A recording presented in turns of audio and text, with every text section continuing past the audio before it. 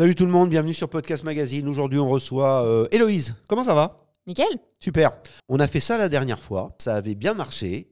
Alors, on va refaire pareil. Je vous explique.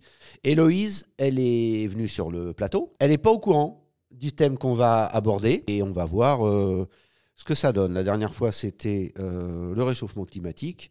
Aujourd'hui, on va aborder un autre sujet qui n'est pas forcément plus gai, mais on va voir ce que ça donne. Alors, Héloïse, t'es prête? Ready. On est, depuis quelques jours, 8 milliards sur la Terre. D'accord.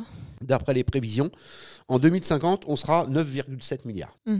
Les scientifiques ont calculé qu'il faudrait les ressources de 1,75 terres pour pouvoir équilibrer. Ils ont aussi dit que ça n'allait pas s'arranger. On va aborder plusieurs thèmes. Est-ce qu'on est trop nombreux? Héloïse, sommes-nous trop nombreux? C'est une question difficile. C'est une question difficile. C'est pour ça que je te la pose à toi. Et évidemment, c'est une bonne question, mais je n'ai pas véritablement de réponse. Ce n'est pas quelque chose que j'étudie, ce n'est pas quelque chose que j'ai étudié non plus. On est bien d'accord que c'est pas ton domaine, mais le réchauffement climatique, c'était pas ton domaine non plus, et tu as trouvé des réponses. Là, évidemment que la question ne va pas se poser sur qu'est-ce qu'il faut faire pour diminuer la population humaine. La question n'est pas là. On ne peut pas faire grand-chose. Mais je pense qu'il faut décortiquer la question. Bah, vas-y. Qu'est-ce que tu entends par « on est trop nombreux » ?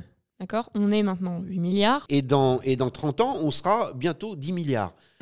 La Terre n'a pas, au jour d'aujourd'hui, la Terre n'a pas les ressources pour nourrir tout le monde. On est déjà en 2022. La famine, c'est quelque chose qui existe. Les gens qui meurent de faim, c'est quelque chose qui existe à l'heure actuelle. Plus ça va être pire. À partir du moment où on est 8 milliards, on a déjà des problèmes. À 9 milliards 7, ça va donner quoi? C'est évident. Mais la question, à vrai dire, n'est pas tant de « on est trop nombreux, on n'a plus d'espace sur la planète », mais on est trop nombreux, on n'a plus assez de ressources sur la planète. C'est exactement ça. C'est différent.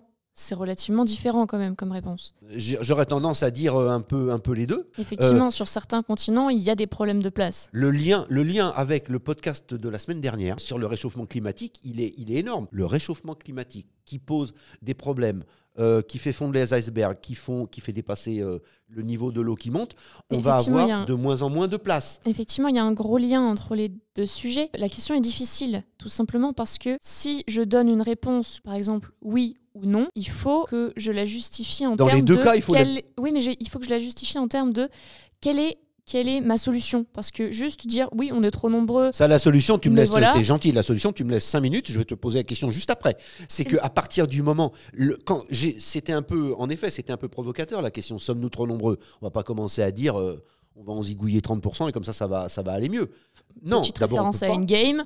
Un petit snap, la moitié de la planète disparue, problème réglé. Maintenant, ce que je veux dire par là, c'est que c'était un peu provoque la question. Mais en effet, est-ce qu'on est trop nombreux? Fais-moi les deux réponses et justifie-moi les deux. Non, on n'est pas trop nombreux.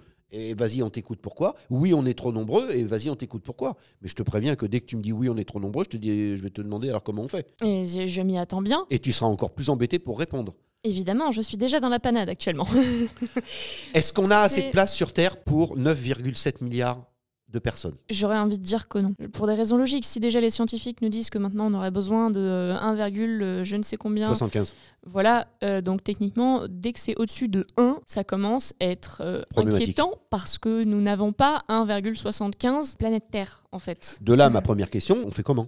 C'est compliqué parce qu'en même temps, on peut pas aller, on n'a pas de rallonge de planète. Et en même temps, et à ce moment-là, je refais ma référence totalement pop culture, je ne suis pas Thanos, je n'ai pas les pierres d'infinité, je ne vais pas éliminer en un claquement de doigts la moitié de la population, ce qui serait quelque chose d'abominable, nous sommes tous d'accord. Pour ceux qui n'ont pas tout compris, vous regardez les Avengers et ça vous voilà, donne une problème idée. réglé. Je n'ai pas véritablement de réponse valable. Il n'y a pas de bonne réponse. C'est difficile de donner une bonne réponse de on va faire ceci pour diminuer la population. Parce que diminuer la population, je n'ai pas, à mon échelle, je ne peux pas me permettre de dire on est trop nombreux, alors voilà, il faut qu'on fasse ça. On a une solution pour les pigeons, mais on peut pas le faire pour les humains. Pour des raisons d'éthique, pour des raisons humaines, pour énormément de choses en fait. Je peux pas dire il faut diminuer la population. C'est pas quelque chose de possible. Ma réponse sera, à vrai dire, une non-réponse. Je ne peux pas donner de réponse de voilà, il faut diminuer la population, c'est indispensable. J'aurais tendance à dire il faut modifier les modes de vie, c'est indispensable. On y arrive. Le mode de vie, c'est en effet. Alors maintenant, deuxième aspect des choses, est-ce qu'on aura assez à manger? Est-ce que la Terre pourra produire assez de choses pour pouvoir nourrir l'humanité? Et là aussi, la réponse est non. J'aurais tendance à dire non, mais, et à ce moment-là, on revient sur l'idée de podcast de la semaine dernière. Je trouve qu'on ne traite pas la Terre comme on devrait la traiter, en fait. La Terre en elle-même donnait les ressources qu'elle pouvait donner. Maintenant, on force la Terre à donner plus de ressources qu'elle ne peut donner, et avec des mauvaises méthodes. Je suis désolée, avoir un grain de blé qu'on plante dans la terre enrobé de 10 couches de pesticides, ce n'est pas une bonne idée. Ce n'est pas une bonne idée pour la terre, parce que ça l'appauvrit, ça lui fait du mal. Et ce n'est pas une bonne idée pour nous, parce qu'une nourriture qui est enrobée de plus de pesticides que de nutriments, ce n'est pas bon pour les personnes. Il y aura un souci dans les semaines, dans les mois, dans les années, dans les dizaines d'années à venir.